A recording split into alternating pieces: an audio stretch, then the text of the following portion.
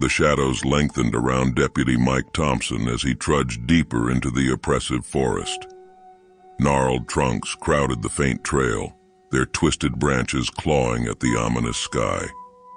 2 weeks had passed since the Walker family vanished from their remote homestead, the surrounding woods offering no clues.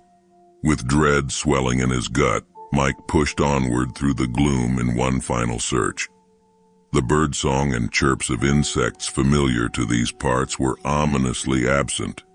In their place, an unnatural stillness permeated the hushed trees. The beams of Mike's flashlight cut through the gathering dark, casting grotesque shadows that seemed to twist and writhe with unnatural vitality. A faint crackling sound drifted from up ahead. Mike's hand tightened on his holstered pistol as he crept toward the disturbance. Stepping into a small moonlit clearing, his light revealed a large pile of interwoven branches and vines heaped against the base of an ancient oak. Circled warily around the organic mass, Mike's flashlight glinted off something metallic buried within. He tore away the dead foliage to uncover a battered tape recorder. Nestled in the forest litter, with trembling fingers he hit play. Static hissed before a panicked male voice emerged. "If you find this, get out. The trees, they're alive. They're coming for me." His frantic words dissolved into agonized screams as the microphone flooded with sounds of splintering wood and screeching talons against bark. The cacophony climaxed in a sickening crunch followed by gurgling whimpers, then silence. Mike's blood ran cold. He spun in place, sweeping the quivering shadows for any sign of movement. A crackle of leaves snapped his focus to the side, but nothing stirred in the wavering gloom. Fighting primal fear, Mike secured the chilling recording and hastened back to his quad bike. He needed to show his partner, Jake, proof that something unnatural stalked these woods. Something that had fed undisturbed for far too long. At the ranger station, Jake listened to the tape with skepticism. Guy was scared and hallucinating. Could have been an owl or something rustling around him. Mike insisted enhancing the audio would reveal the truth. Digitally removing the foreground sounds exposed a deeper layer, visceral tearing, inhuman cackles, and distorted murmuring beneath the man's fading screams. That night, Mike lay awake dissecting the recording. Somewhere within the static, frantic whispers overlapped the man's cries as if echoing his final moments. Mike's cop instincts blazed warnings that this was evidence of an intelligent predator unlike anything known to nature, and it was still roaming free out there in the ancient pines. Dread seeping into his bones, Mike packed his quad bike at dawn. Marks scoring tree trunks at shoulder height put him on high alert entering the forest. He couldn't shake the feeling of unseen eyes tracking his movements through the endless rows of trunks. Far from the trailhead, the woods grew imposing.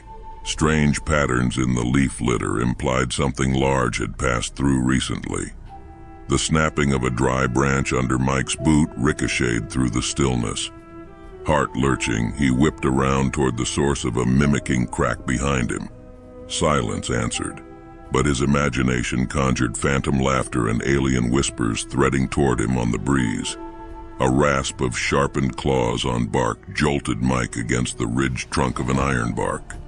Manic swings of his flashlight illuminated only empty forest.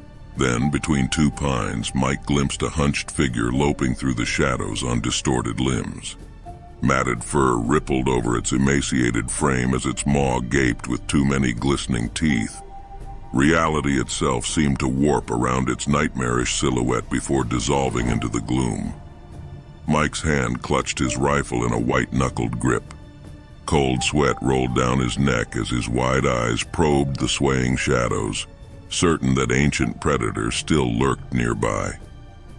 A crackle of deadwood heralded its creeping approach from the dark. With quaking hands, Mike lined up the monstrous shape in his sights. His shot thundered through the trees, scattering the lurking terror into wisps of putrid smoke. Mike slumped against the rough bark, struggling to breathe, his heart hammering out of control. Hearing movement, Mike whirled with his gun leveled at the source. He exhaled in relief at the sight of his partner Jake approaching through the ferns. Back at the trailhead, Mike recounted the freakish encounter, unable to keep the tremor from his voice. His gut screamed that the entity defied natural explanation. He had to unravel the truth. That night, Mike pored over every detail of the Walker case.